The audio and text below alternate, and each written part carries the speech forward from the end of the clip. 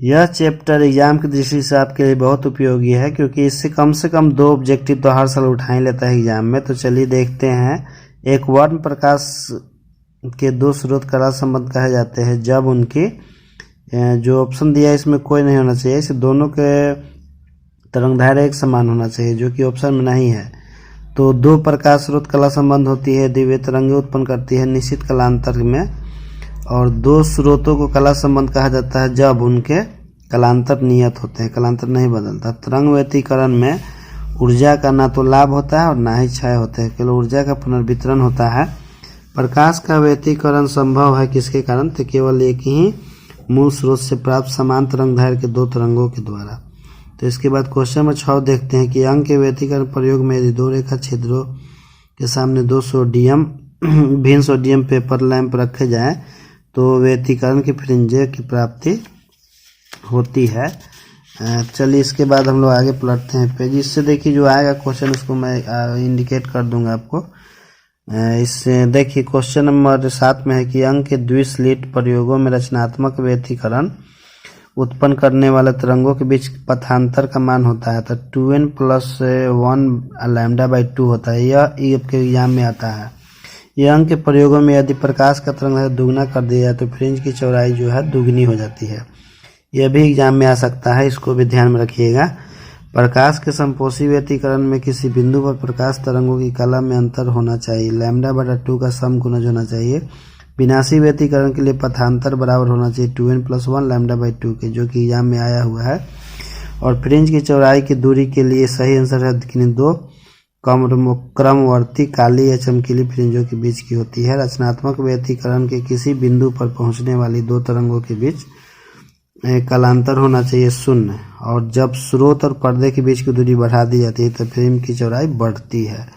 और 2 कला संबंध स्रोतों के कारण प्रकाश के व्यतिकरण में फ्रिंज की चौड़ाई जो होती है तरंगदैर्घ्य के समानुपाती होती है। और एक पतले फिल्म के रंग का कारण जो है व्यतिकरण होता है। यह आपका बहुत VVI क्वेश्चन, इसको टिक आउट कर लीजिए क्वेश्चन नंबर 15 को।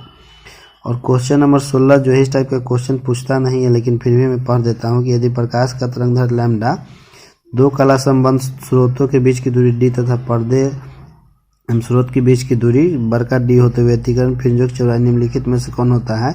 यह तो पूछता है जी, λ/d होता है, बड़का d ऊपर होता है, छोटका d नीचे होता है। व्यतिकरण फ्रिंज की चौड़ाई का व्यंजक देख लीजिए ध्यान से। और क्वेश्चन नंबर 17 जो है इसका सही आंसर जो है आपका C होगा। और क्वेश्चन नंबर देखिए 18 में है कि इसमें पूछ रहा है तो इसका सही आंसर B होगा। मैं इसको इसलिए नहीं पढ़ रहा हूँ क्योंकि इस टाइप का क्वेश्चन एग्जाम में आपका नहीं पूछता है, क्योंकि और यह भी देखिए 19 नंबर क्वेश्चन है, यह भी नहीं पूछता है जिसका आंसर D है। फिर भी आपको पढ़ना है तो स्क्रीनशॉट लेके पढ़ लीजिएगा, इसमें कोई दिक्कत नहीं है। इस टाइप के क्वेश्चन एग्जाम में पूछता है। व्यतिकरण करने वाले 2 प्रकाश तरंगों की तीव्रता 9:4 के अनुपात में है। अधिकतम और न्यूनतम तीव्रता का अनुपात 25:1 के बराबर होता है। और 21 नंबर क्वेश्चन है, इसका भी आंसर 9:1 होगा। उसी टाइप का क्वेश्चन ये भी है। और संपोषी व्यतिकरण के लिए तरंगों का पथांतर होना चाहिए, लैम्डा का पूर्ण गुणज होना चाहिए। और निम्नलिखित में से कौन उत्तम एक वर्ण प्रकाश स्रोत है? तो लेजर है, जो कभी नहीं विकसित होता है।